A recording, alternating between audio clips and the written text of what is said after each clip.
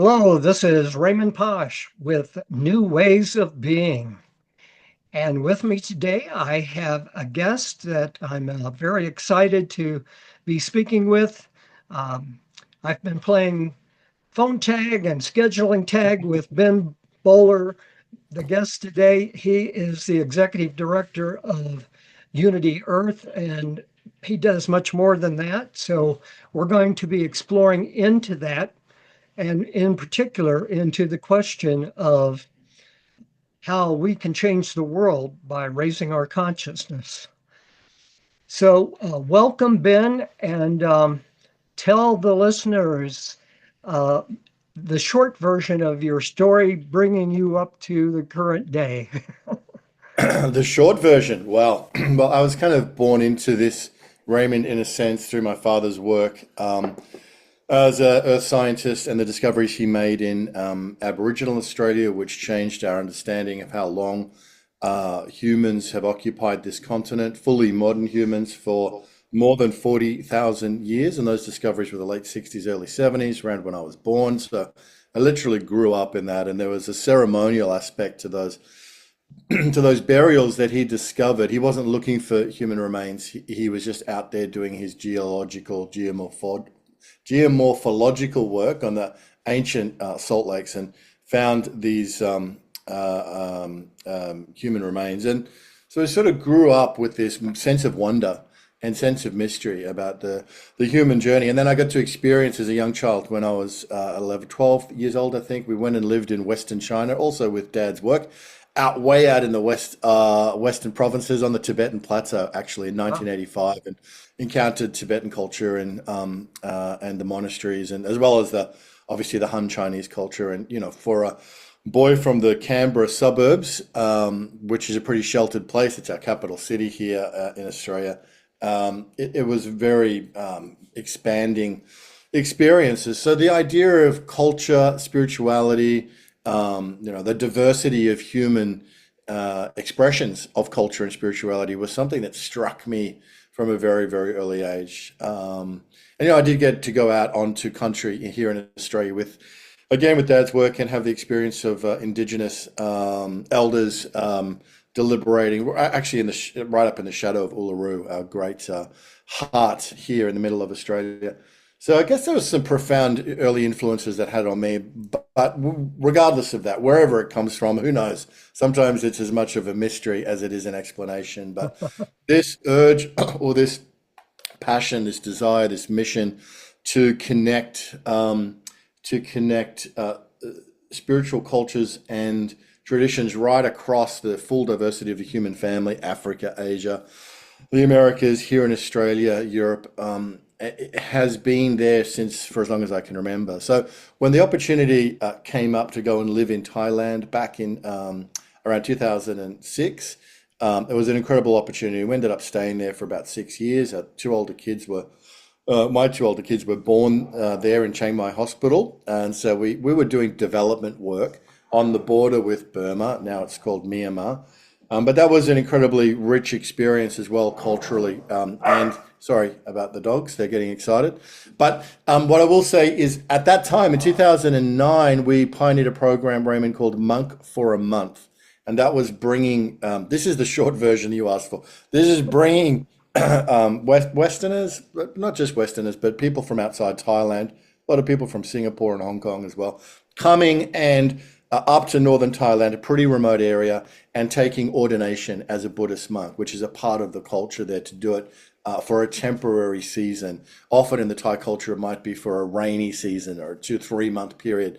But this was more like 3, 4 weeks, and people would come and have this profound experience in the Thai temple, in the monastery, engaging with the local villagers, doing their alms rounds every morning. Very, very authentic because of where it was. And out of that was born this idea of spiritual cultural immersion programs. And we started with Monk for a Month in Thailand and quickly then did Muslim for a month in Turkey in 2010, which was an extraordinary experience of staying in a Sufi lodge near Ayap in Istanbul, learning about the history of Anatolian Islam, going to the mosque, learning how to pray, and then finally going on pilgrimage to Konya, which is Rumi's burial place and where he lived the last half of his life. and Rumi's mausoleum to this day remains one of the most powerful places I've ever been on the planet. So these programs just continue to develop, and out of this then emerged. It's hard to tell the story in a quick way, but out of this then emerged, Raymond, the idea that through beyond all the diversity of human spiritual expression, there is a universal element.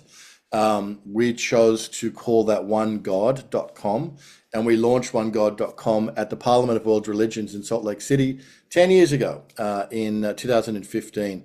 And at that time, we had musicians and artists, and we'd run festivals, and music was always a very important part of it. But, we were attracting the Sikhs, the Mormons, the Rastafarians, the Catholics, all different groups coming and saying, yeah, this is it, unite the tribes. But then somewhere along the line, we recognized that while for many people God is the right word, for a whole bunch of others, it isn't, for various reasons, which I'm sure are Right. well understood. But so at that point, and we were doing a little bit more in the ecology space, and we would get connected with so many indigenous cultures, and Theravada Buddhism obviously doesn't have a God concept. So at that point, we came across, found a URL that was available, which was unity.earth. And that was also, but that was 2016. We launched that. We started our Road to 2020 global series of events. And we've been from North America. We kicked it off in New York at the Tillman Chapel, the UN Chapel, October 2016. So next year will be our 10-year anniversary for Unity Earth. But we've been to the outback here in Australia, the return to country of Mungo Man, into the Rift Valley, the African Union, Shashamane in Ethiopia, into the Holy Land, Middle East, Palestine, Jordan, through different parts of India, the Holy City in Varanasi, and many other sacred convergences around the world, Japan, and a great deal of others as well, Mount Fuji, etc. So that's the quick story of Unity Earth and where we got to. The last thing I'll say is in 2020, during the global shutdown, we were preparing for our major caravan of unity across the United States, which was the culmination of the Road to 2020 events. But of course, the world got shut down. We still did the caravan from Grace Cathedral in San Francisco right through. I don't know if we went to Denver. We went south to Vegas and then up to Nebraska. It was quite an interesting journey. Big events in Chicago at the Baha'i Temple, on to Philadelphia, and then on to New York, and eventually to Washington to the National Mall, where it finished. So we did that, but we also in 2020 convened in June the first World Unity Week with hundreds of co-convening organizations, and that was the beginning of World Unity Week. And coming up to next year will be our seventh annual World Unity Week, which is around the solstice, mid-year solstice every year. So that's a little bit of the highlights and a snapshot of the journey of the last, my life. Oh, yes. And that's some story. Wow. You know, I kind of, when I first heard about you and that you were executive director at Unity Earth, I thought you probably had a certain kind of background, but you've had a much more active uh, ground in diverse spirituality in particular than I would have imagined. So, but I saw that you attended Melbourne University. Did you study? Uh, Failed academic, Raymond. Engineering is what I did straight out of high school, but that wasn't a good fit for me. And then a few years later, I went back and studied theology, actually, at the United Faculty of Theology, which is an ecumenical, fantastic, here in Melbourne. And I was halfway through my Bachelor of Theology when the opportunity came up to go to Thailand. So I guess I've always probably lent more into the practitioner or the applied aspect of it rather than the academic. I'm not sure I have the discipline of an academician, of an academic, but yeah, more of a field guy. well, you're on LinkedIn. Your about line says visionary leader, unity builder, entrepreneur, and writer. And so we've heard quite a bit about your experience leading up to a unity builder. Um, we're not going to take probably too much time to dig into all the other things that you've done and are currently doing. I know you have a full-time occupation in sales as well. So um, you sound like a man who doesn't have spare time. Sometimes a challenge. Yeah. All right. Well, so with that said, and thank you for giving us your background story. Really, uh, it's a kind of story that not many people have the opportunity to really go do all of that. And in particular, you had such a diversity of cultures and religions that you were interacting with, and so that kind of answers part of one question that I saw that you say you are a writer and a writer and speaker on interspiritual theology. So you gave us, I think, a kind of a picture of what that is. Um, how would you define interspirituality? Well, that's interesting. I've been fortunate to contribute to two significant publications. One was a book, The Hollow Movement, which was launched a few years ago. And I was tasked with writing what became the first chapter, or the first chapter of the book, and really diving into the concept of the hollow movement, but looking at it through a variety of cultural lenses, indigenous, Eastern, as well as a Western Abrahamic viewpoint. I got to interview John Cobb, the famous theologian, process thinker. So that was a great project. And then more recently, and to your question, Raymond, Kurt Johnson, Light on Light Press have just published a very historic anthology, a double volume on the history and the future of interspirituality. Because interspiritual, the word was coined by Wayne Teasdale in The Mystic Heart. Right? And that was published in 2000. So it's the 25th anniversary. So for the 25th anniversary, we produced this incredible publication. And it's, forward by Matthew Fox, introduction by the Dalai Lama. It's got, who's who in there of the interspiritual movement going back over the decades. And then some, people looking forward. In fact, the first book is called The Heritage, and the second book is called The Future. So, really fortunate and honored to be connected to that work. And again, Dr. Kurt Johnson is at the helm, really, of all of that. And interspirituality, has got different definitions. It's often defined as the sharing of experiences across traditions. So whereas interfaith dialogue might be a conversation and, this is my faith, tell me about yours, and, that's a healthy thing. That's an important thing. It's necessary, but not sufficient. The next step along that line is the interspiritual experience, where somebody like Raymond Posch, the Catholic priest, actually became a Hindu priest. He didn't just befriend a Hindu priest or talk to them. He got full ordination into that tradition. And that is a powerful example of interspiritual. Thomas Merton, with his engagement with Buddhism, including in Thailand, where he was when he passed. Deep engagement with other faiths, other traditions, not just dialogue, but Right. a practical experience. So that into spiritual, and then I think it's expanded from when Wayne Teasdale first kind of coined the phrase. He was talking about the religions because that's where most of us were. So in the sort of movement away from organized religion, I think the definition of interspirituality has had to expand. And also in that time, since 2000, Raymond, there's been a huge uptick in recognition and attention paid to indigenous cultures.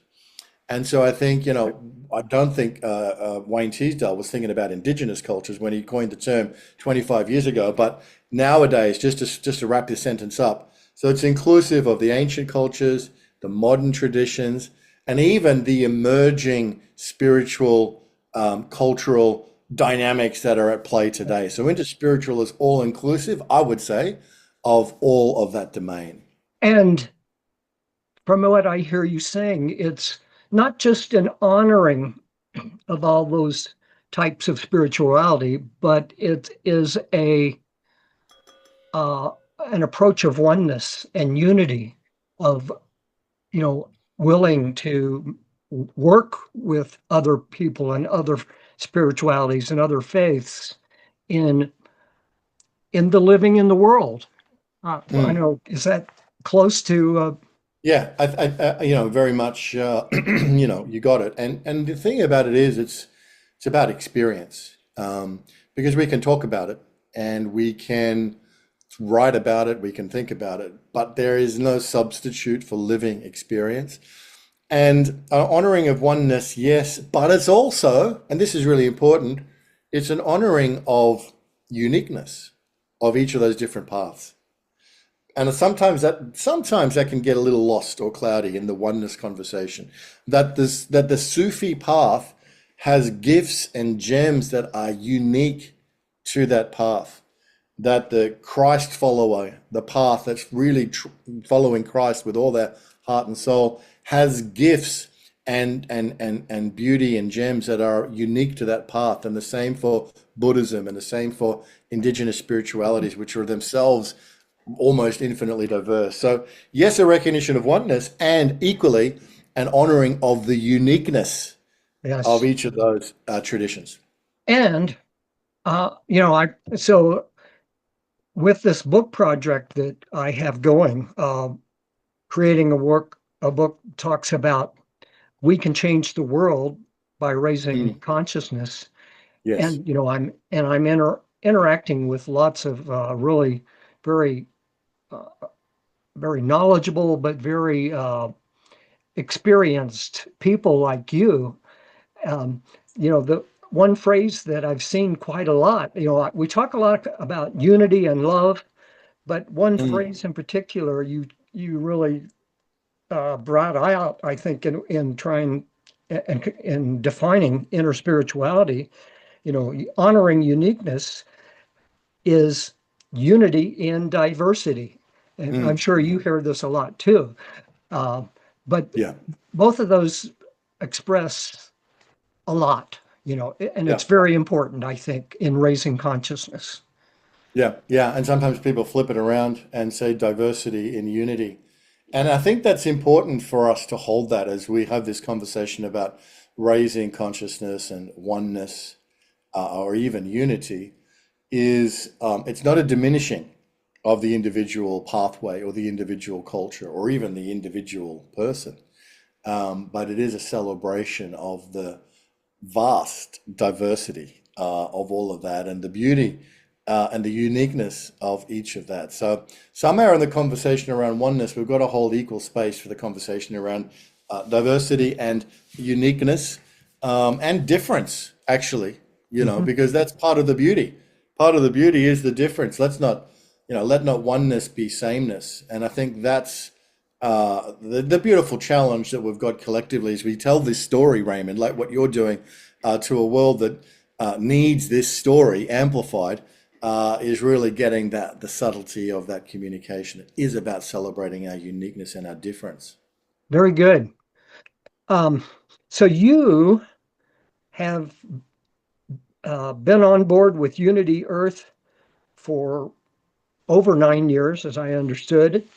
And tell, give me your perspective. A lot can happen in 9 to 10 years, Yep. and a lot has changed in the world and shifted in the world. And I think I see lots of undercurrents of good things happening. But of course, in the news, it's all the negative stuff, is top line story and the wars in the Middle East and um, all the violence that we see everywhere and division, etc.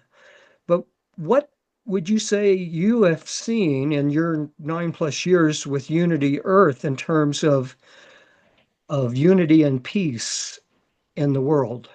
Is it Are we making headway? Are we not making headway? Are we um, is the whole nature of talk about peace and unity changed substantially in that period? Because Yeah, on the one hand, I do sense that it has changed a bit. I mean, after World War II, most of the discussions about peace had to do with trying to bring an end to war, but it did not Mm. necessarily address what I would call the consciousness that creates war or the consciousness that creates peace. Have you seen a shift? Oh, well, I think there's definitely been an expansion. And when we look at the last 10 years, people that were part of our journey, the easiest way for me to track it, really, Raymond, is by the individuals involved in their own growth and their own transformation. I think, what I understand about your message in this podcast and the book is that raising consciousness is the lever that really then sets the scene for all the other outcomes. Peace is in itself an outcome. I think the goal is to raise consciousness and a greater awareness, planetary consciousness, cosmic consciousness, consciousness of our own inherent divinity in each other and in creation. That is what brings peace.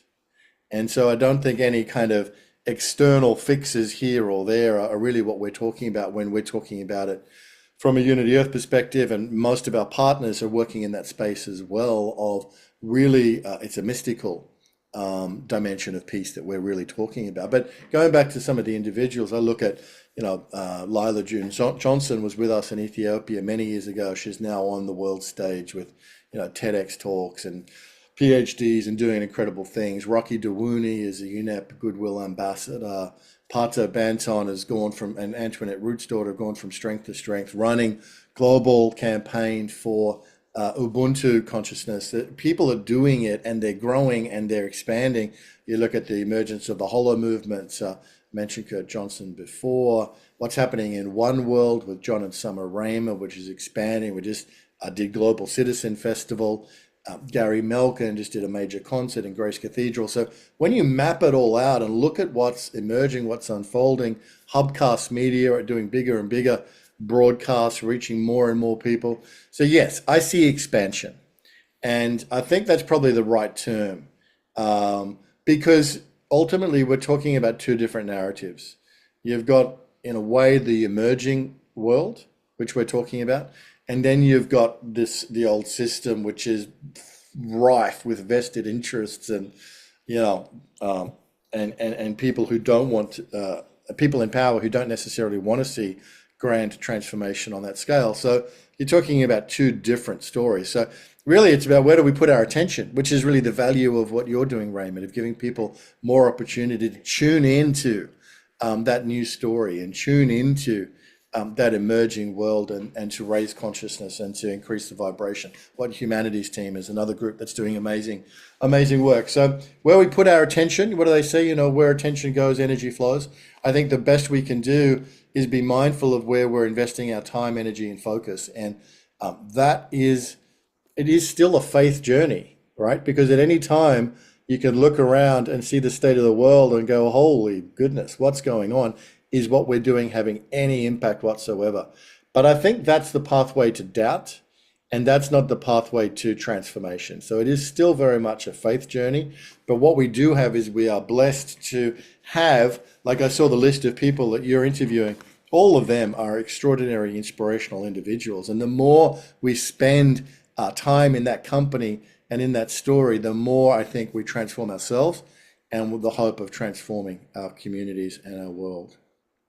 Well, I agree completely with your assessment there, but I think that's a message that a lot more people in the world need to hear that that we do have the power to change. We as individuals, uh, yeah, we have our own spirituality and our own development to be concerned about, but Mm. I do think a part of raising our consciousness is not just raising our own consciousness or our own awakening.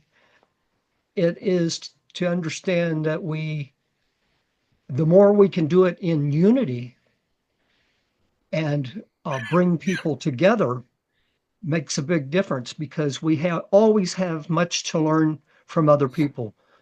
And we can come up with all these great ideas on our own and think that we're all, I'm all spiritual, I'm advanced, I've raised my consciousness, I'm Mm, awake. mm, But mm. generally, the world doesn't run on one person at a time. It runs on uh, all the people all the Yeah, time. yeah, So, yeah. but your story, your involvement in Unity Earth and everything else that you do is a really good kind of story to hear about because you're doing what you can to uh, not just influence others, but to make a difference in the world. And, so one thing I do want to ask is I saw that you have something called World Weavers that you've been Mm, involved with for a long time. And I think you touched on it briefly in your introduction. Um, yeah. Tell us a little bit more about that. So that's offering experiential opportunities to learn about the world. Is that Yeah, one yeah, way of exactly. putting it? No, World Weavers is very special, Raymond. Thank you for raising it. It is what we ended up calling our spiritual adventure, spiritual travel brand. So starting with Monk for a Month, all those years ago, 15 years ago, no, 16 years ago. It'll be 17 years soon. It's crazy. But and then all those different journeys. We've done Rastafarian immersions into Ethiopia. We've had Mystic Express across India into Varanasi, Rishikesh, Vrindavan, some of the most incredible spiritual locations up in northern India, up in the Spiti Valley, in the Himalayas, staying in Tibetan monasteries for weeks at a time. It's a powerful, powerful thing to go and have these deep experiences in the places, with the people, in the cultures, and with the guides, so it's all safe and authentic. Highly authentic. So, with World Weavers, everything we do is with a local partner that ensures that what the people are experiencing is a genuine local authentic experience. So yeah, that's World Weavers, and we've got some programs coming up in 2026, which we're excited about. We're going to Ladakh, one of the most powerful places. I'm actually really excited because I haven't been there, and I'm going to go there. It's in July, and this program's experiencing the local culture and the Tibetan Buddhism in Ladakh in northern India in the high Himalayas. It's a men's program, and that's happening July 15th to 24th, facilitated by an extraordinary mountain mystic, Sunil Chauhan. We're really excited about that. We believe that His Holiness will be in the area at that time, and we're optimistic that we'll have an opportunity to visit with him, his health permitting. But that's the kind of thing World Weavers does, Raymond, and other programs around the world. We took the group to Japan in September 2024, to Mount Fuji, to the Peace Sanctuary, and then on to Hiroshima. They're designed to be transformational experiences as a group, like what you just said. And very often, I mean, this gets overblown these days, but very often they are life-changing experiences for people. They can't not be because of the power of the place, the people, the energy of the culture, the group, and the intention, which is actually is the transformational of the individual and the emergence of the group dynamic. So, World Weavers is something we're committed to continuing its history and heritage into the future because it is transformational. You used the word energy there, and I think that's an important word to kind of keep in mind as well. That the when we talk about unity and when we talk about peace, there and when we talk about cultural, um, what's I can't think of the word right now, but Exchange, tourism, yeah, yeah, yeah. there's a energy involved in discovering and growing in that kind of experience. But I don't know that it's world changing. But, do you have a sense of all these people that you interact with that there is a growing energy, a flow in the world that is calling for awakening and it is calling for unity. Do you have a sense of that? Yes, yes. And you know the emergence or the transformation of the individual. We shouldn't lose sight of how powerful that is. Um, and I mentioned some individuals earlier in the context of when you asked me, do I see a shift happening? And I see the shift happening through the growth and the impact and the emergence of the leadership of a whole vast array of people. Many of them have had powerful experiences. I'm certainly not claiming that that's why their mission is growing, but it's all connected. It's all connected. And so as we have powerful transformative experiences as individuals, that does change things, and particularly as you said too, Raymond, when those individuals collaborate, connect, come into larger groups, organizations, networks, etc. But I would say that we're operating on multiple levels. So continuing to offer pathways for the transformation for the individual ramps up, on ramps, if you like, into the spiritual journey for the 21st century, well into it. The second quarter of the 21st century needs new on ramps for people to have spiritual transformations. The things like the churches used to provide, the liturgies, the sacraments, all those things are kind of fallen away for a lot of people. So, what Right. are they replaced with? What does it look like for people to go through rites of passage? You don't have to be a teenager to go through a rites of passage. So, I think what World Weavers is doing, and Unity Earth too, with our festivals, is offering experiences that are on ramps for people into their own spiritual becoming, and that is very important. Now, that's not enough. We then need to be working at the group level, creating synergies. A lot of what One World is doing, a lot of what Whole Movement is doing, forming groups, creating, fostering activity, and then beyond that, and this is the next level. So the individual group, and then you've got the next level, which is the collective or the whole world. And what are we doing to operate on that level? And I think that's something that we haven't quite figured out yet. How do we operate at the global level? How do we operate strategically to impact the conversation at a global level? I think that's the next stage for all of us. You mentioned that Unity Earth has some specific uh, events that you do either annually or on some basis, and those are prominent things for Unity Earth. But is it also involved in various kinds of peace initiatives, either with the United Nations or just peace in general in the world? Tell us about that. Absolutely, absolutely. One of our core pillars is peace, unity, purpose, and peace are our three pillars. And for us, every year, September is Peace Week, Peace Day, Peace Weekend, Peace Month, everything. It's a culmination of the 99 days of peace through unity, which starts in World Unity Week. And now there's also Solstice Unites in June on the solstice, and then that builds up to the 99th day, which is often around Peace Week in September.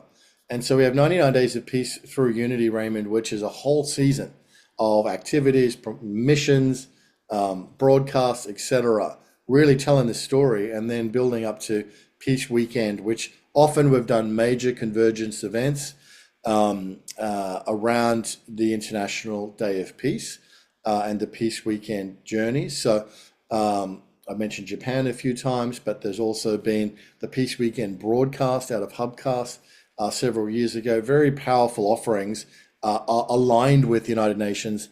We are a member of the United Nations Environmental Program and Faith for Earth at the UN. So we do work with the United Nations in that context.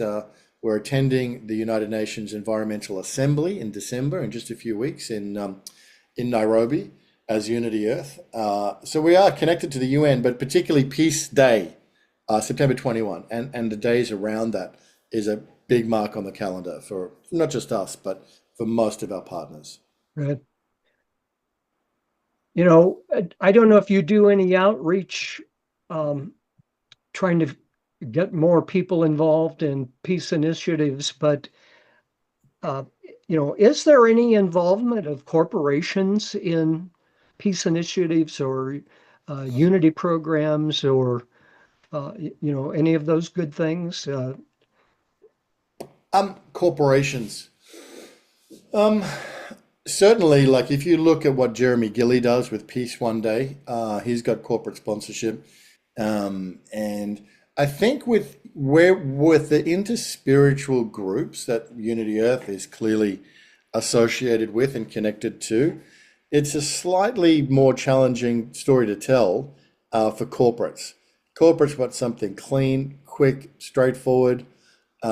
Peace is fine, but once you start talking about inner peace or the mystical dimension or the spiritual consciousness or the unity of all cultures, it just gets a little bit hard for them to grok. So at this point, no, we haven't really cracked the nut on, but I do believe I mentioned the third level of really like the world conversation. I do believe that there are corporates and certainly uh, uh, entrepreneurs, very, very successful ones, that are highly interested and motivated by that global conversation. Because, any thinking person could look at the world right now and say, it's not really working that well. If we were going to design it from scratch, we wouldn't set it up the way that it's set up today, the way that the nation states are set up and the way that the UN works and the Security Council and, vying superpowers and the whole thing. So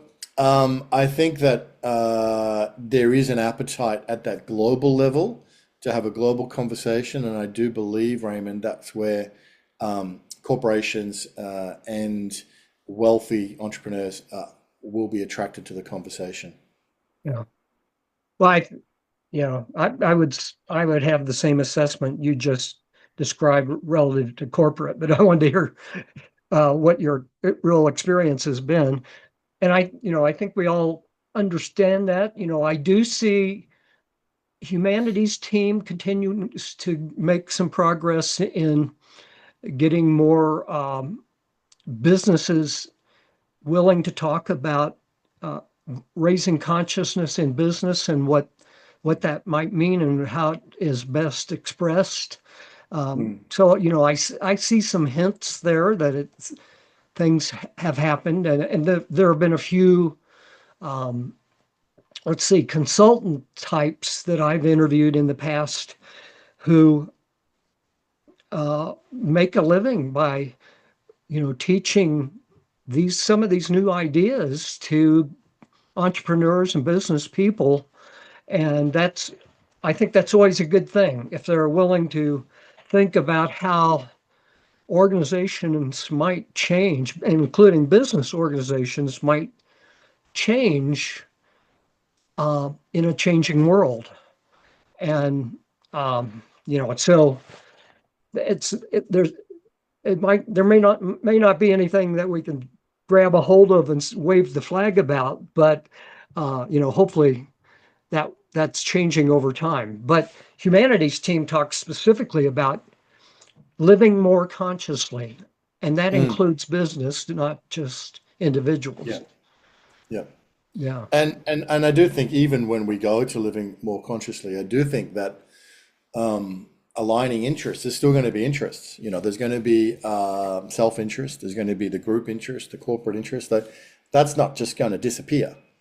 Even though we add the interest of the all to the equation, it doesn't dissolve all the other interests. And where I'm going with this is, I do think that there is a level of self-interest for corporations, particularly global corporations, as we have a more united world.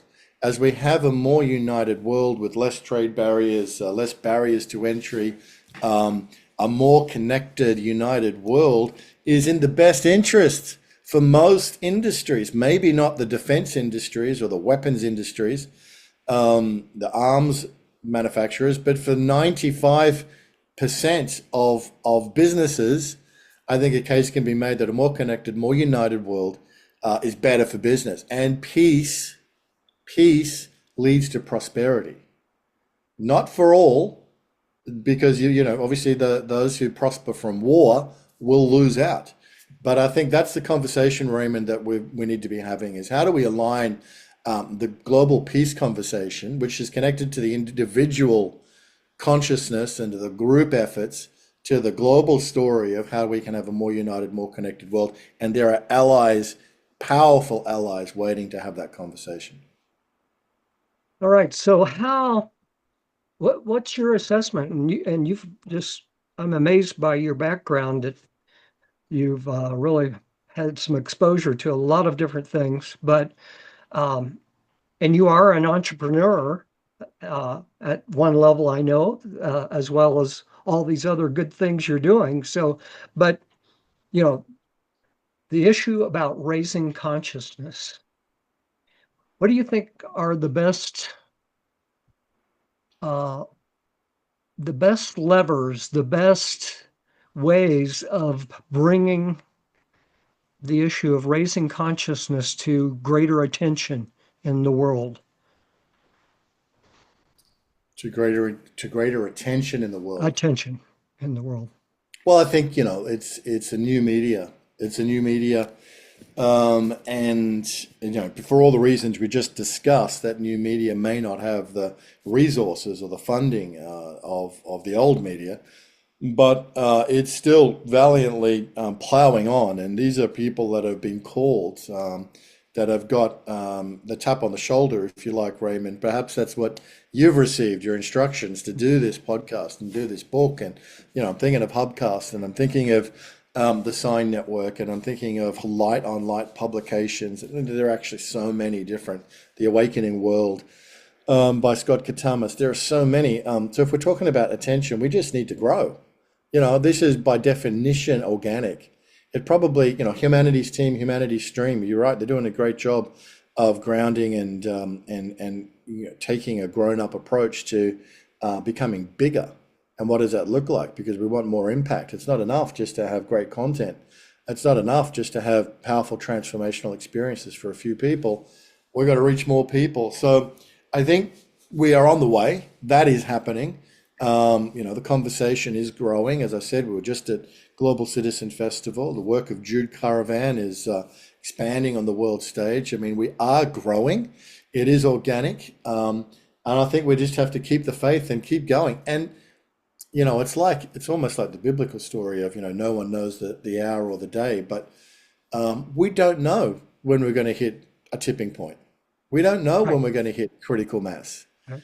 We just have to keep going. This is a faith adventure.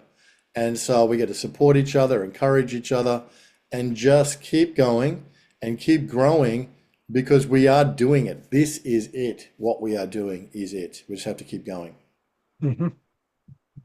Yes, that's very good assessment. And I'm kind of glad you brought up the phrase tipping point there because I've heard a lot of different people of different types talk about tipping point and say, we are at the tipping point and Hmm. humanity needs to make a choice about how we're going to change our consciousness or not. And some people are pessimistic about it, and some are very optimistic that the awakening of humanity can happen. Do you have a particular viewpoint about that? Will it happen, and will it happen in time? Yes. Yeah, yeah, absolutely. I'm optimistic. I'm confident. And you've got to always embrace the possibility that we don't get there. But that's not how I feel. I don't feel that the whole human story, all the epicness, all the heroism, all the drama, is all going to be for nothing. Yes. I don't believe that. By the way, in terms of the tipping point, I mean, we may already be there, Raymond. This may well be it. You might zoom out from our kind of microscopic time experience. And in the historians in the future may well look at it and say, 2020 was when everything changed, when everything started to turn. Now we don't know that, but that's why we just have to keep operating in faith, operating in confidence. I think, hope, faith, confidence, optimism, these are essential. If we don't believe we can make it, then why even bother trying? Right. So I think that's a really essential thing is to continue to spread a message of hope, and agency, that we do have a voice and we do have the ability to impact reality. I mean, gosh, it's so much a part of who we are in the sense of made in the image of our Creator. We are all little creators in that sense. And when we come together, we have a great power. And I think that's what we're awakening to is just how much agency we have, that we can make the world in the way that we wish to. And that's right now, not enough people believe they have the power. And so therefore they don't even bother thinking about it. Yeah. And I do think one of the most important messages that people need to hear is that we are far more powerful than most people recognize. We do have the ability to change our own lives and to make a difference in the world. Um, and so I agree By the way, really with everything by the you. way, Raymond, let me just jump in there real quickly. This is one of the powerful things about the entrepreneurial journey, because that's a message that people totally accept in the entrepreneurial world. They get this, Napoleon Hill or Think and Grow Rich or Tony Robbins or whatever it is, that you are the power in your life. You have the ability to transform yourself and you can achieve anything. And what the mind of man can conceive and believe it can achieve. All these things have been, these truths and empowering messages have found their place in the world of entrepreneurialism, business, sales. And really, what we're saying is, can we then hold this message, but in the world of, in the arena of world transformation, in the arena of, global transformation? And so I think I'm just sharing that that message is landed, it's resonant, it's approved, it's endorsed, it's revered in that arena Mhm. of entrepreneurial business, and we can then apply it to the rest of the transformational community. Right. And one particular word that I think is becoming quite important. That word is awareness. That and it relates directly to raising consciousness. Raising consciousness is increasing awareness, not just within ourselves, but in the world as a whole. And I had a very interesting conversation with one particular person, very well known, um, and he did not join in uh, this book project because he thought we were going to lose the race in that technology growth is out driving everything else, and uh, spiritual growth or consciousness growth cannot catch up. But I think all it takes is one viral one viral event happening to bring awareness to attention to millions and billions of people. It can happen if enough of us keep putting our energy out there. And so, very good. Yeah, thumbs up. Ben, this has been a great conversation. We covered a lot of ground here, and you've just brought forward so many thoughtful things to think about and to talk about, and your experience in the world and everything you're doing with not only just Unity Earth, but uh, World Weavers and other things you're doing with interspirituality. Uh, those are all a part of making a difference in the world. So thank you for everything that you're doing, and thank you for being with us here today. Any final thoughts, any final words that you would share with others that might get them to think about this in a different way? Well, thank you, Raymond. Thank you for persisting to lock down a time. This has been a real treat to get to spend time with you and connect with you and the project. It's a very worthy project, and I appreciate it. And it's been inspiring conversation today, so certainly got a lot out of it as well. I think just keep the faith, and it is easy to the rise of AI, the political craziness in the United States and around the world in different parts, the ongoing human suffering in so many different quarters. It's easy. I mean, despair would be, a rational response in many ways. So I suppose message is keep seeking that which is beyond the surface. Keep seeking that which is the higher reality, the higher truth, the higher power. Keep seeking that consciousness which is the highest that you can connect with, and beyond that even as well, because there is no limitation all the way through to the infinite, eternal, universal source of all things.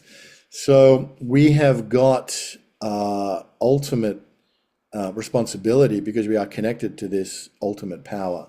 And so, message for all of us, including myself, is to continue to connect, whether it's through meditation, through prayer, through service, through helping others, through whatever forum makes sense to each individual, for us to bring more God consciousness into our own lives and to stay connected to that source as we do this work of world transformation, and know that there is a plan.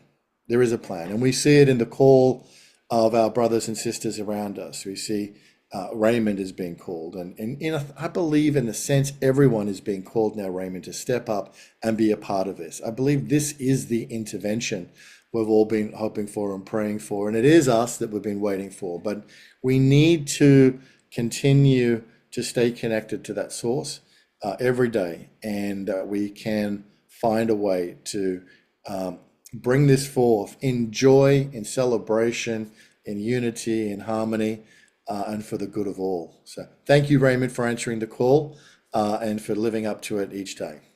Well, again, thank you. You said some great things there, and you said one word, though, that is also important that we didn't really talk about, and that is the word service.